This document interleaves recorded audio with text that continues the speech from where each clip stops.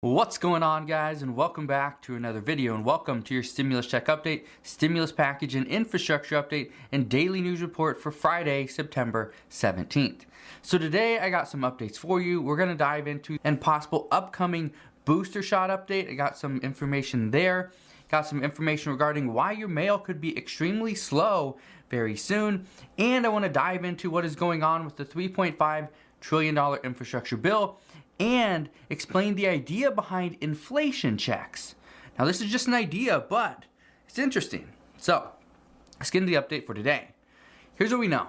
Yesterday, President Biden, he actually met with Speaker Nancy Pelosi and the Senate Majority Leader Chuck Schumer. Now, they tried to figure out where they are with their caucus, where they are with the House of Representatives, the Democrats in the House of Representatives, and the Democrats within the Senate. How close are they for getting the numbers to support a $3.5 trillion infrastructure bill? Well, both sides stated they have multiple holdouts. They have holdouts, and they say that they need to address the opposition very soon. It has to happen immediately. Remember, the Senate has been back in session since Monday. The House of Representatives comes back on Monday. So in 3 days, the House of Representatives will be back in session. That is good news. Hopefully, they will get something done. We know that there's currently at least 10 moderates within the House of Representatives that are opposing the $3.5 trillion infrastructure bill because they say that they need to get their demands met first. And right now, the $3.5 trillion infrastructure bill is just too expensive. There's two moderates in the Senate that are mainly pulling the strings. This is Senator Joe Manchin and Senator Kyrsten Sinema. Joe Manchin is really the one that's pulling the strings here.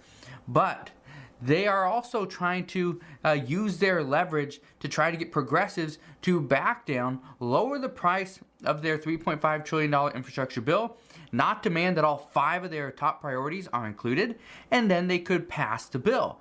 But essentially, it would be closer to a $1.5 to $2 trillion bill. Now, Joe Manchin would be happy with that. Senator Sinema would be happy with that as well. But progressives obviously will not support that.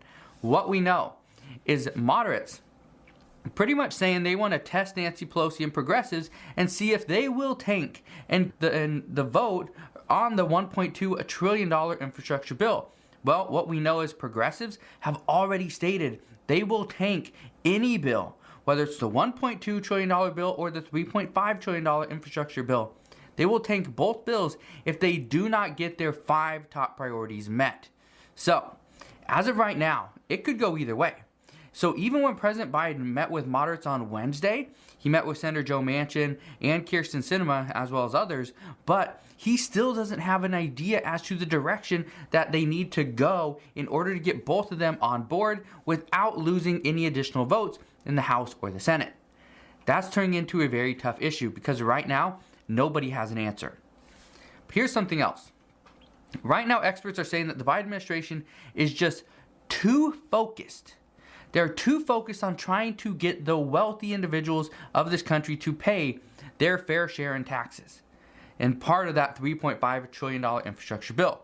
Well, what they say is they can't see it as hurting the working class and middle income earners in our country. They say getting rid of the Trump tax cuts hurts middle income families, and they argue that passing a $3+ trillion infrastructure bill will only cause more inflation. However, it will not be runaway inflation.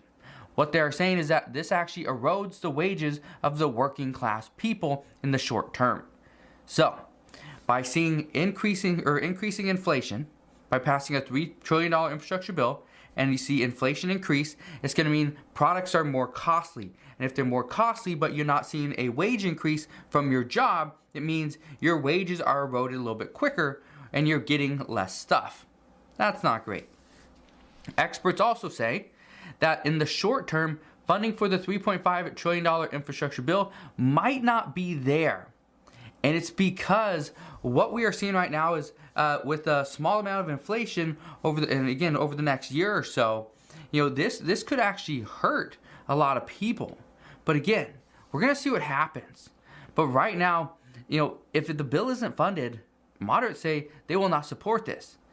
But experts are saying that the bill probably is not going to be funded, and some of it has to do with inflation. But again, we're going to see what happens. And again, the House Representative comes back on Monday. So we should have a lot of good reports over this next week. And again, I will be here every step of the way. Now, you're probably thinking, you can't afford food, you can't afford services right now due to inflation, right? Everything's gone up, everything's more expensive. Well, I want to address what one economist is saying. One economist is pretty much calling for an inflation check. An inflation check. And give me your thoughts on this, okay? I thought this was very interesting. One economist floated the idea to give the American people a stimulus check for a year's worth of groceries. Okay, sounds good, right? Probably thinking, oh, it's going to be a big check. I spent a lot of money on groceries. Well, it's not quite that simple. The idea is to give a check of the differences between what it costs now for groceries versus what it would have cost last year for groceries. They're pretty much just going to cover the cost of inflation. That is the inflation check. Now, I don't know how they would even go about finding out exactly how much to give, because certain families eat different foods. Some are more expensive, some are less expensive, right? But the idea behind this is to send out like a $250 to $500 check per person, because that would cover a year's worth of groceries or the inflated prices of groceries. That's the idea. Now, again, this was floated by an economist. Now, I don't know if they're pushing this into Congress. I don't know if it came from Congress. Right now, the report indicates that this was just an idea floated by an economist. So, this isn't a proposal right now. There's no legislation on this, but it's an idea. And the reason why I wanted to bring this to your attention is because I wanted to get your input on this. What do you guys think of this? Do you think that this would be good, it would help out the American people, or do you think it would be bad? Now, one comment in this big thread was, if this were to actually become a thing, the bill would need to take into account what kind of inflation we would see after this inflation check. So what they're saying is we need to account for any possible future inflation due to these additional funds. I can tell you right now, we would most likely see additional inflation if an inflation check were to come out. But if it was already kind of included into that check, then we should be able to get through it. And this economist is saying that this would just be a short-term effect. It wouldn't be long-term. But again, we'll see. But let me know your thoughts on this down in the comment section below. I thought it was a very interesting idea. It was a different take on a stimulus check, right? An inflation check. I don't know. Let me know your thoughts down in the comment section below. Now, I said earlier, we could see delays in mail, right? If you get mail at all, you could see delays in that. Whether you're getting a package from Amazon, you're getting a stimulus check in the mail from the IRS, or maybe you're getting an audit. Who knows? But you could see a delay. However, they were highly encouraged to.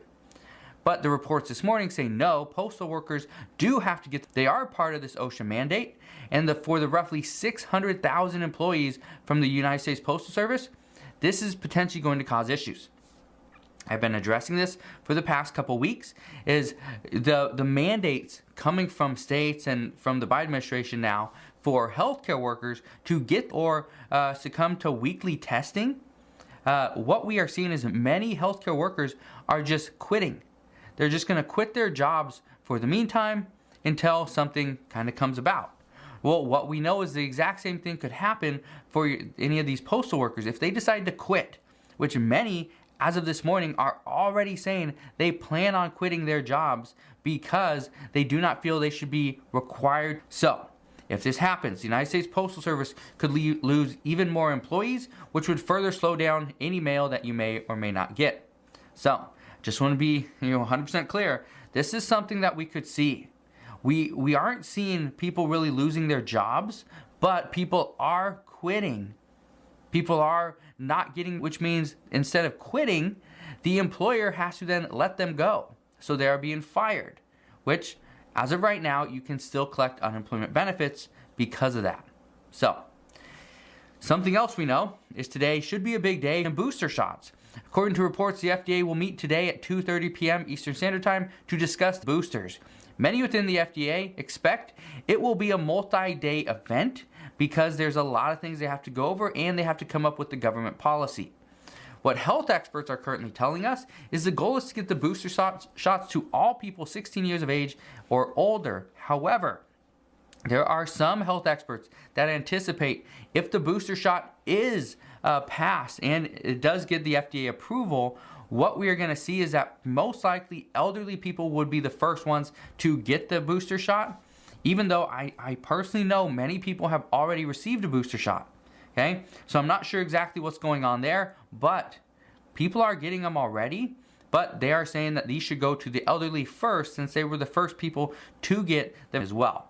What they are also saying is that there's no need to get a booster shot for children that are 12 and older, 12 to 16, because children 12 to 16 years old have recently been approved and they still have months remaining before their 5 to 6 months booster would even be required or needed. So that's what we're hearing there. One medical correspondent from CNN, he actually had this to say, and he wants the FDA to answer all questions, but doesn't believe that they will this time around. Some of the questions that he says he wants answered and says the American people need answers to are, is immunity waning? How severe are breakthrough infections? How long does the booster effect last? And how much do boosters reduce transmission?